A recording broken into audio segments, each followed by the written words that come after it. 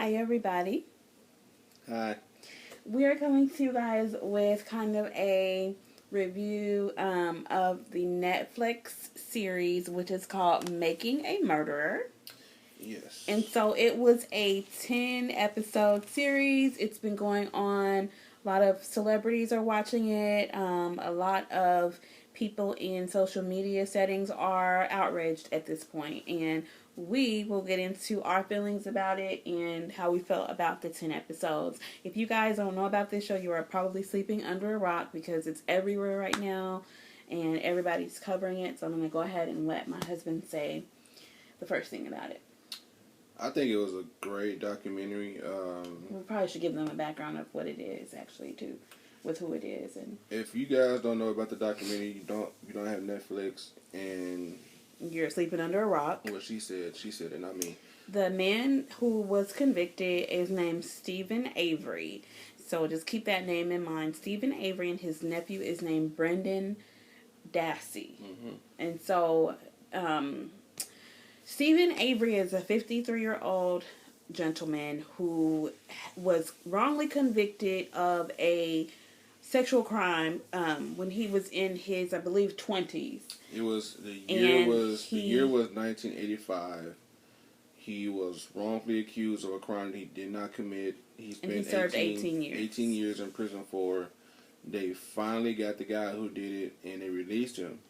And so he brings up a lawsuit for $36 million. $36 million for the for wrongful accusation. Was it the sheriff's department? Yeah, the sheriff's department involved with actually the wrong conviction.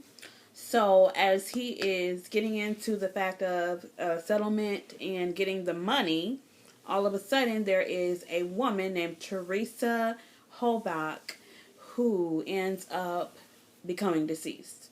Keep in mind, before we go further, there's little small little tidbit that she's forgetting to mention, that the police officers that he's suing against is in a small county in Wisconsin. Yes.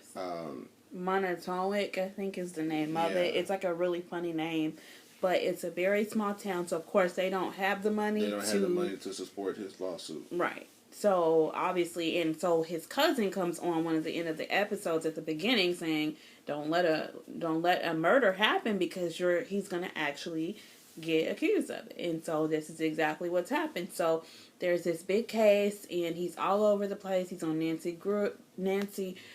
Grace. He's on like all these TV shows. He's being interviewed by the local police and the local news stations and everything. Like I recognize the story. We watched 2020 at one point, and I remember seeing the story, and she couldn't remember it first. And I was like, "Baby, I've seen this story before.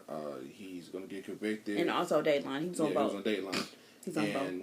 And I was like, I remember seeing this story because they didn't actually go into details like the documentary did, but they just went to touch on the fact that he served 18 years of crime he didn't commit. Then he got out, and they assumed that he actually did commit this crime as far as kidnapping, shooting the girl, and burning her body, and just basically like hiding out. So basically, they present all of this evidence, which he has a really good defense team, 2 defense attorneys that were, I felt like, exceptional in his case. So to make a long story short, he ends up getting convicted with life without parole. His nephew goes on his own trial, and he gets life with the possibility of parole at the year 2048. He will be 58 whenever that happens, if he actually is able to get out, or if he actually lives to be that old. Steven, and he's, and the thing with his story is so telling and everything. He did have some petty crimes and things that he did before he got his conviction when he served the 18 years. So he committed some burglaries, and he actually did, it sounds like, kill the family cat. He did some things. I want you guys to actually go watch it. We don't want to tell you everything, but if you're not planning to watch it, you probably should not watch this video anyway if you're going to actually plan to watch it. Don't watch this until after you see the series if you want to see it. See, the thing that bothers me about this is that he's the type of person that owned up to everything he done. If it was something wrong that he did, he owned up to it. It's like, yeah, I did it. You know, I was young and dumb. I owned up to it. And when he got convicted of the rape charge when he was in his early 20s, as far as the 18-year conviction, he said he didn't do it. He didn't do it, and he never confessed. And his family said that he confessed to every other crime that he committed. You know, he never owned up to it because he never did do it. You know, so he's actually served 18 years. He was actually supposed to serve a lot longer than that, but with the DNA happened with this day and age, everything changed, and it got wrong. He was wrongfully accused. He was exonerated. And he was acquitted of all the charges and stuff because they actually found the right person. Fast forward, I don't think he would have done anything. His nephew came forward and told the police that, you know, they took part in this brutally act, and that's the reason why they convicted him. And so basically the police are like feeding the nephew Brendan all of this information. They're telling him, oh, you know, this happened to the head, didn't it? Tell us what else happened to the head. And so even like his sorry lawyer that he was appointed by the courts, he basically felt that he was guilty. So he was having like people go and interrogate him without him even being present. He was basically good for nothing. He basically thought that Brendan was guilty, and they actually did bring a case forward saying, could he get a different lawyer? And the judge, who already probably thinks that he's guilty anyway, doesn't let him. And so he also has like kind of like a learning disability. He has like a very low IQ, and so does Steven. They just are not educated, which doesn't have any, you know, thing to do with the crime or anything, but it's the fact that, you know, with Brendan, if he was in his right mind, he probably would not have confessed, because he was thinking that he was going to go back to school, and they had him confessing to his mom and all these other things. They said, if you don't tell your mom, we're going to tell her. And so they knew with him being in jail that the recordings would be on, so they basically used that against him when he actually said, you know, have you talked to these prosecutors that are basically saying, if I say that I did this, that basically that they're, you know, going to help me actually where I don't have to spend my whole life in jail. Little did he know he was incriminating himself, and they did it on purpose. So, well, we all know how crooked the justice system is. This video just to prove that it's without a shadow of a doubt that this, you know, the justice system is really screwed up. The crazy judge. Prior to them convicting him, you know, before that, they searched this man's house like numerous of times. Like, you know, I think it was like 18 altogether. And on the 18th time, they turn up the lady's car key for her RAV4. It was before that. It was like on the 4th day they found the key to her car. I thought 3 days, said on the 18th. It was on that's where they finally got done with all their search and stuff on the 18th day. But the first 3 days they searching this man's home. Not a single evidence was found. Not a blood spot, not DNA, nothing. Then all of a sudden on the 3rd day, all of a sudden this magically key just shows up to the woman's car. Her DNA is not on it, but his DNA is on it.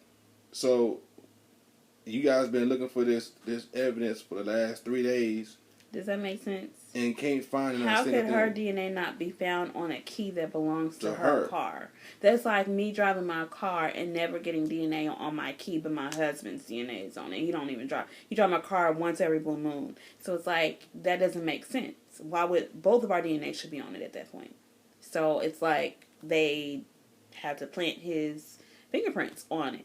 So, I mean, I want you guys to actually go look at it. We don't want to make this video too long, but we did want to come to you guys and let you know how we felt about it. It's wrong. We feel like it's wrong. Well, and even if, regardless, even beyond shadow of a doubt, if he is guilty, I feel that still he didn't get a fair trial. The judge came out and said he's the worst criminal that's ever walked foot into that court system, and that he basically never needs to be released back into society, which is why he gave him life without parole. So, at his sentencing. So, it's like, and it's just sad. What made me really sad is like his mom and then Brendan's mom. Brendan's mom like freaked out after this all happened, and she cussed at the reporters and stuff because they're trying to follow her to her car, and she's just like breaking down and everything. It's really sad to see. But with Steven's mom, you know, she's kind of elderly now. Both of his parents are like elderly, and it's just really sad to see because she's got, you know, all these copies of everything from his first trial and of course now this trial, and